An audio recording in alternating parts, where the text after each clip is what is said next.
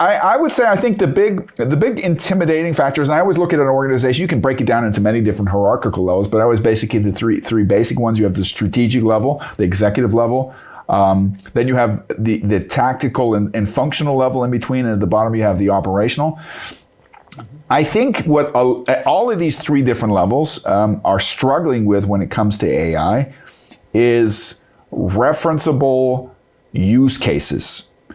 Where people can say, can you give me an example of, I don't want to read another cheerleading book on AI of what I should be doing. I don't know what I want to know. Can you give me, and I just had a discussion with somebody today that somebody says, yeah, people don't want you to teach them how to prompt something. And I go, no, I totally disagree. Right now, we're at a stage where people literally want you to sit down and say, with all the blah, blah out there, let me show you one simple feature and I'm going to show you exactly how to prompt it. I did agree with her that once you get your feet wet, once you learn how to use a stick shift, then you start experimenting, right?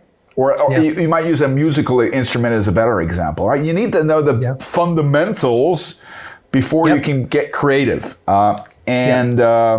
What's your take on that? What the prevalence of use cases is? My feeling is that if we go back to the MIT study, that was a big hit not too long ago, where that says 700 billion invested in AI, and only 5% or 3 to 5% of companies claim to get a return on investment.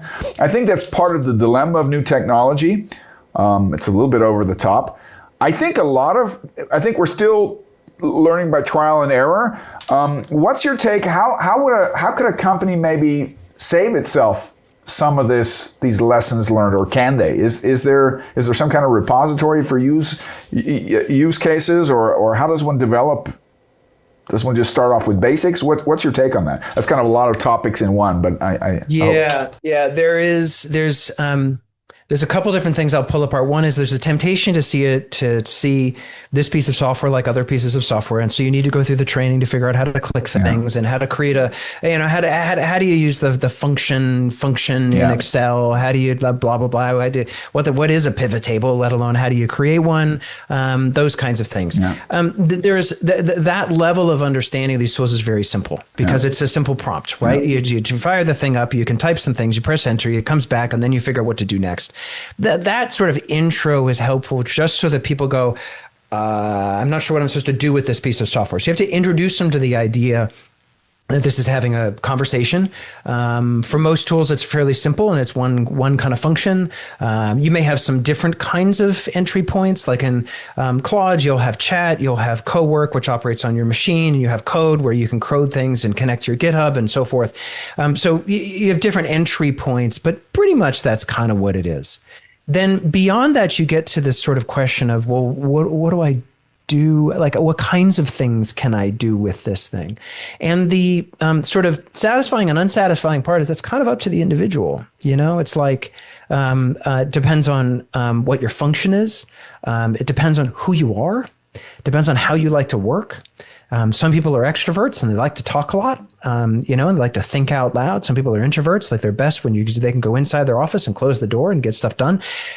Who they work with in the organization, who they might hire as a consultant to help them on a project will be different based on down to their individual personality, let alone the personality of their team or their company or their organization.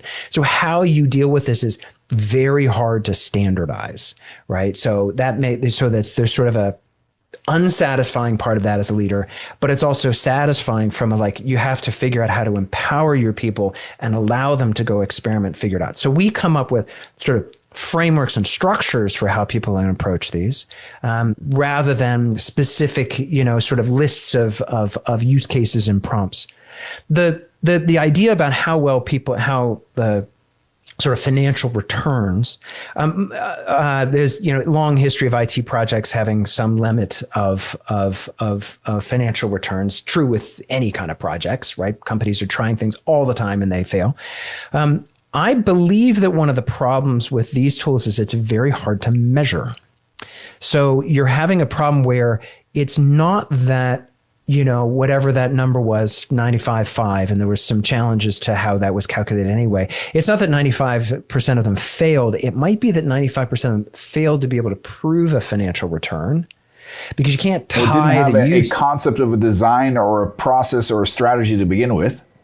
Exactly. Yeah. So they're trying some stuff out, but they're not really sure what it is. They didn't really walk in and design it to say, this is how I'm going to change how my team functions, because I've now had 100 people, and now those 100 people are now powered by 100 machine employees. So I now have 200 employees, 200 humans and 200 machines. And this is how the system of people is going to be designed and work together. Therefore, I have a basis to start from and a basis to compare to. Right? They don't have that, so it's hard to measure. So we're still in that awkward phase of figuring out whether this stuff actually works. The easiest thing to measure is laying people off, which is why we keep hearing that narrative, even though the majority of people are getting laid off are not getting laid off for AI. They're getting laid off for other reasons, and people are using AI because it's the sexy solution to sell to their shareholders, and it stops their shareholders asking them what they're going to do about AI.